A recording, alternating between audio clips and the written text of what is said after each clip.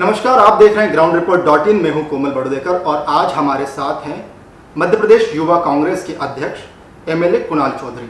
Sir नमस्कार, स्वागत है। नमस्कार, मेरा आप सभी दर्शकों को मेरा नमस्कार। सर, मध्य प्रदेश में 28 सीटों पर उपचुनाव है और उपचुनाव का कारण जो माना जा रहा है वो सिंधिया के बागी होने का, और अब उन पर आरोप लग रहे हैं कि सिंधिया गद्दार है।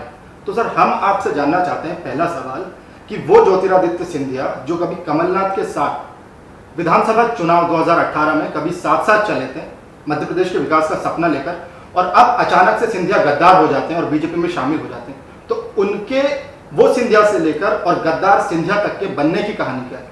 देखिए, पहली बात, बागी कौन होता है? जो लोगों के हक और अधिकार के लिए लड़ाई लड़े, अपने हक पर, ये गद्दार है। इन्होंने जनता के मूल भाव का कत्ल करने का काम करा। एक वो सरकार जिसने 15 साल में किसान के पेट पे ला छाती पे गोली मारी, नंगा करके किसान को मारा उस टीकमगढ़ के अंदर, उस मंदसौर के अंदर, और जिसको सिंधिया खुद कहते थे कि ये शिवराज के हाथ खून से रंगे हुए हैं, और ऐसे खूनी के साथ हाथ मिलाने का काम किया।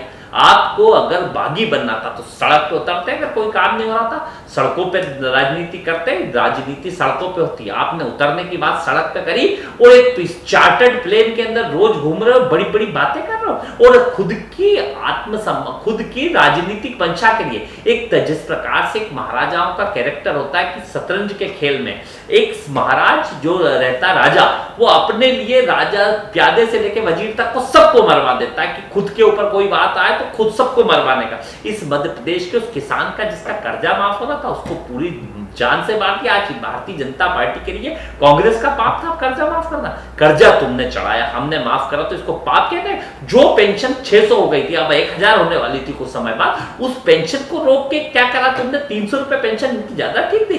गाय पे हमेशा गाय के कत्ल खाने खोलने वालों के साथ तो गए। ये बागी नहीं, ये गद्दारी का निशान है। जनता जानती है कि इन्होंने पहले वहां पे झांसी की रानी लक्ष्मीबाई के साथ गद्दारी करी, इनकी खानदानी आदत गद्दारी की, और इन्होंने इस बार प्रदेश की जनता के हक और अधिकार के साथ गद्दारी और लोकतांत्रिक मूल्यों के साथ काम करा। सिंधिया का ये कहना था कि उन्हें पार्टी में सम्मान नहीं मिल रहा है। राजनीति और सम्मान के, किस बात का सम्मान?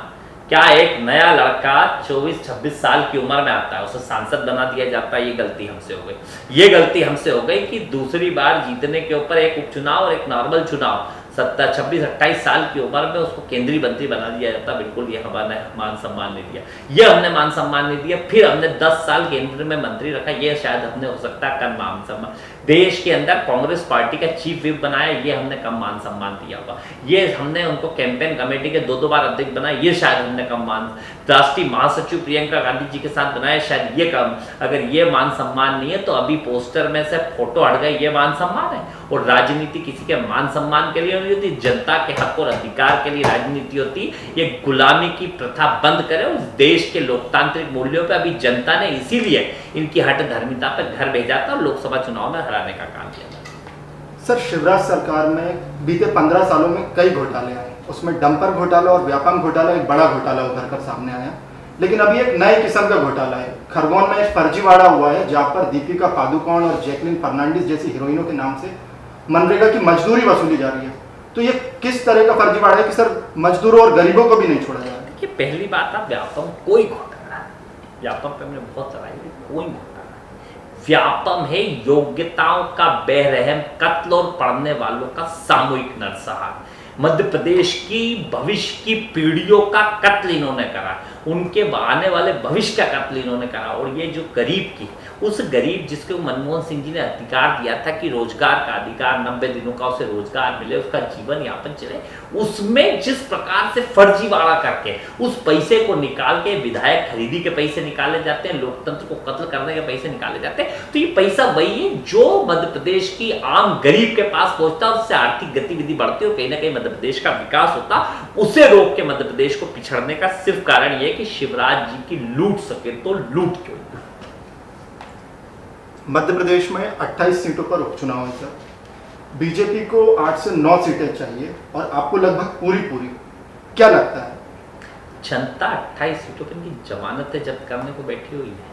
अगर ये जमानतें बचा ले तो बहुत बड़ी बात है। जिनने अपने जनता के मतों को बेचा है, जनता वोट देती है, कुणाल चौधरी को विधायक बनाया, तो वो कार्यकर्ता जिसने दिन रात मेहनत करके पार्टी की रीति नीति, जनता उस रीति नीति से सहमत होकर जनता ने हमें वोट दिया था, और जनता ने ये वोट देती है विधायक को कि वो उसकी सेवा करे, उसके काम करे, पर यह हक किसी को नहीं देती कि उसके वोट को बेच दे। इसीलिए लोकतांत्रिक मूल्यों में इनकी विधाई की जाती है। ये फिर गए, जनता ने सबक सिखाई है कि बिगर पैर की खरीदे हुए जनादेश की जो सरकार चला रहे हैं, इनको जड़ से उखाड़ फेंकने का काम करेगी जनता। स्पष्ट है, उसके वोट को बेचने का अधिकार किसी को नहीं देती। जनता है ना 28 सीटों पे धूल चटाएगी। कांग्रेस का वचन पत्र शाम जारी हुआ है, उसमें किसानों और महिलाओं के अलावा इस बार युवाओं की जो प्रतियोगी परीक्षाएं हैं उनका परीक्षा शुल्क कमलनाथ सरकार देगी, ऐसा वादा किया गया। देखिए स्पष्ट है, बेरोजगार युवा जिसको अच्छी शिक्षा देना चाहिए, आधे गरीब लोग ना तो आर्थिक संपन्न, उनके पास परीक्षा शुल्क के पैसे नहीं। आज कोरोना काल में परीक्षाओं में इतना पैसा फिर भी मतलब एक एग्जाम फीस 1300 1500 के एग्जाम फीस ली जाए। ये एग्जाम फीसें छात्रों से वसूलना बड़ी वसूली है। यही काम करते हैं, व्यापम की एग्जाम कराते हैं, उसमें फॉर्म के नाम पे पैसे वसूली करते हैं, हर तरीके से वसूली करके मध्य प्रदेश की जनता के साथ धोखा करते हैं। हमने किसानों के लिए, महिलाओं के लिए, नौजवानों के लिए, हर वर्ग के लिए, क्योंकि हिंदुस्तान की राजनीति के सबसे अनुभवी नेता कमलनाथ जी।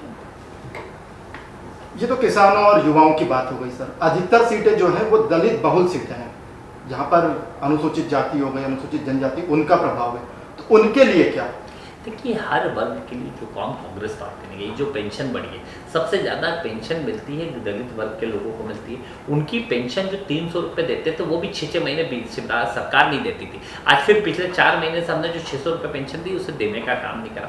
हमने उसको 1000, अभी 800 करेंगे, फिर उसके बाद धीरे से 1000 करेंगे। हम उसकी पेंशन बढ़ाने का काम करें। हमने बिजली का काम जो करा, 100 रुपये में 100 यूनिट बिजली का काम करा था कि मध्य प्रदेश की आम जनता को, वो हम चालू करेंगे। बेटियों की शादी के 51,000 रुपये हमने करे थे, ताकि ये जो नकली बर्तन, नकली चांदी देते थे जिसका कमीशन बीजेपी, ये सब खत्म करने का काम किया, और अलग अलग वर्गों के लिए अलग अलग रोजगार की व्यवस्था करके उन्हें संपन्न बनाने के लिए कई योजना।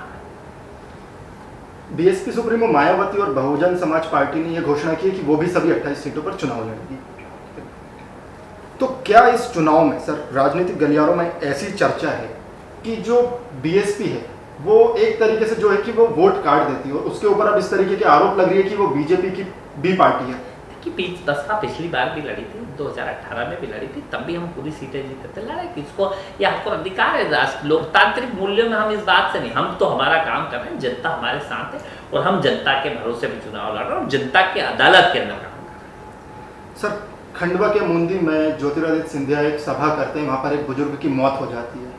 वहीं उससे पहले प्रभात झा एक सभा करते हैं, वहाँ पर एक बुजुर्ग महिला, एक अम्मा, उनके चरणों में गिरकर और गिड़गिड़ाती रहती है, लेकिन उनकी कोई सुनवाई नहीं होती। तो सर ये किस तरह की संवेदनशीलता है? देखिए असंवेदना की एक बड़ी इनकी हिट है कि मतलब ना तो जो तानाशाही और जो इनका मूल चेहरा और चरित्र दिखाता है कि किसान पहले भी इनके राज में मरे, आज फिर वो मर रहा है, पर ये इनको भाषण ज़्यादा जरूरी। एक गरीब महिला जो अपने हक और अधिकार के लिए, जिसको लाया जाता है कि आप आओ, आपके काम होंगे, उनके कार्यकर्ता बुला के लाते कि आप आओ, और वो जब अपनी बात करने की कोशिश करते तो उसे जिस प्रकार से दिया जाता, आप देख सकते हैं इनका चरित्र क्या है, इनका चाल क्या है, और इनके अपने आप को सिर्फ कैसे ये बनाते रहे, इसके अलावा। सर चर्चा ऐसी भी रही कि कमलनाथ मुख्यमंत्री थे जब, तो उनके ऊपर इस तरह के आरोप थे कि वो रीचेबल नहीं थे, लोगों से जल्दी मिलते जुलते नहीं थे, तो एक कारण ये भी रहा, और अब वो जोर शोर से रैलियां कर रहे हैं। किससे नहीं मिलते थे, जनता के काम करते थे। कमलनाथ जी वो मुख्यमंत्री नहीं, शिवराज जी जैसे टिफिन उठाया और यहाँ से वहाँ झूठ बोलने चले, वहाँ झूठ बोल रहे। जनता के काम, सीएम का काम होता है सरकार चलाना, सर्कस नहीं। शिवराज जी रोज सर्कस चलाते हैं। इनने अभी फसलें खराब हुई, हाँ वहाँ पे खाते गाँव में हेलीकॉप्टर, वो किसान को उम्मीद थी 40,000 रुपये हेक्टेयर के मुआवजे की बात करेंगे, बोले पिछली बार का बीमा आ रहा है 6 तारीख को। करना क्या चाहते हो? हेलीकॉप्टर सिर्फ जनता की गाड़ी कमाई का, लूट के उसका पैसे का सिर्फ घूमने के लिए होता है। जनता के काम करो बैठ के। आपने पेंशन क्यों 4 महीने से नहीं दे रहे? क्यों गौशालाओं की खत्म कर दिया? क्यों गाय के पैसे खत्म कर दिए? क्यों किसान कर्जा माफी को बंद कर दिया? क्यों 100 रुपये में 100 यूनिट बिजली बंद कर दी? क्यों माफिया के खिलाफ अभियान खत्म कर दिया? क्यों शुद्ध का युद्ध खत्म कर दिया? इन मूल मुद्दों पर राजनीति करो, अपनी बात करो। कमलनाथ जी रीचेबल उन लोगों के लिए नहीं थे जो माफिया के साथ आते थे। हमारे जो विधायक है बिकाऊ लाल गए हैं, ये कई माफियाओं को, तो माफियाओं को तो कमलनाथ जी ना बख्श सकते हैं ना बख्शे। सर एक आखिरी सवाल कि अगर कांग्रेस जीतती है तो इस जीत के पीछे कौन सा फैक्टर काम करता है? जनता, सिर्फ जनता। क्योंकि ये चुनाव कांग्रेस बीजेपी का चुनाव है। एक तरफ वो बीजेपी है जिसने लोकतांत्रिक मूल्यों का कत्ल करके इस हिंदुस्तान की जनता के जनादेश को बेचा, और दूसरी तरफ वो जनता है जिसके वोट को बेचने की हिम्मत इन तथाकथित गद्दारों ने करी है। जनता इन्हें सबक सिखाएगी, और मध्य प्रदेश की जनता के भरोसे, जनता की बात को, जो 15 महीने हमने काम किया, 15 महीने का डेमो हमने दिया, सरकार चलाते हमें आता है, चला के हम बताएंगे। किसान कर्ज माफी हो, नौजवानों के रोजगार की बात हो, गरीब की पेंशन की बात हो, माफिया के खिलाफ अभियान हो, शुद्ध का युद्ध हो, और चाहे राम वन पथगमन की बात हो, चाहे महाकाल पे सौंदर्यीकरण की बात हो, अलग अलग वर्गों के लिए जो काम किया, ओबीसी के लिए 27% आरक्षण दिया, जनरल के लिए 10%, हर वर्ग के लिए जो काम किया इस 15 महीने के अंदर, उसको लेके जाएंगे, और जनता के इस भरोसे, वो सिर्फ जनता के भरोसे पे। तो ये थे हमारे साथ कांग्रेस विधायक कुणाल चौधरी, बने रहे हमारे साथ। नमस्कार।